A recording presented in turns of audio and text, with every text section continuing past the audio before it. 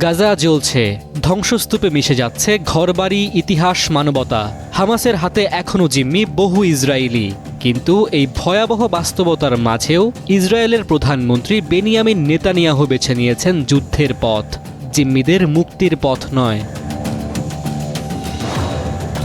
প্রতিটি বোমা যখন গাজায় বিস্ফোরিত হচ্ছে, সেই শব্দে কেঁপে উঠছেন তেল আবিবের মায়েরা, যারা জানেন তাদের ছেলেটিও হয়তো কাছেই কোথাও বন্দী।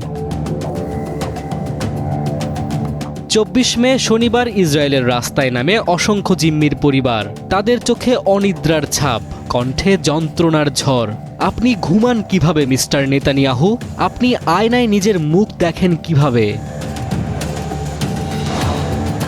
58 জন জিম্মিকে ত্যাগ করে আপনি কেমন করে শান্তিতে থাকেন প্রধানমন্ত্রী? আপনার কাছে কি তাদের জীবন একটুও মূল্যবান নয়? প্রত্যুত্তরে কোনো উত্তর নেই, আছে কেবল আরও বোমা, আরও যুদ্ধ। নেতানিয়াহু যেন ভুলে গেছেন তিনি একজন রাষ্ট্রনেতা, যুদ্ধের কোনো জেনারেল নন। তার দায়িত্ব রক্ষা করা প্রতিটি নাগরিকের জীবন।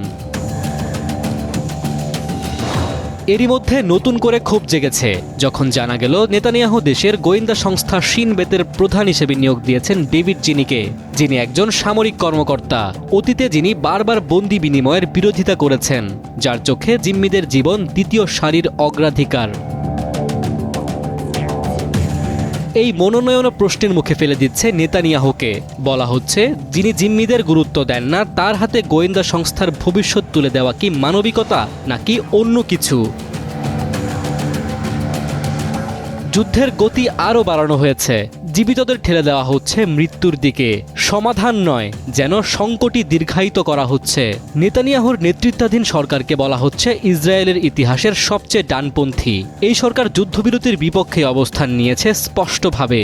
আর জিম্মিদের জীবন, তাদের অপেক্ষার প্রহর রাজনীতির ভারী দরজায় আটকে পড়ছে বারবার। স্বজনদের চোখে এখন একটাই জিজ্ঞাসা, মুক্তি কি আসবে? আর শহরের বাতাসে ভাসছে একটা নিঃশব্দ তীব্র অভিযোগ, মিস্টার নেতানিয়াহু, ঘুমানো হচ্ছে কিভাবে?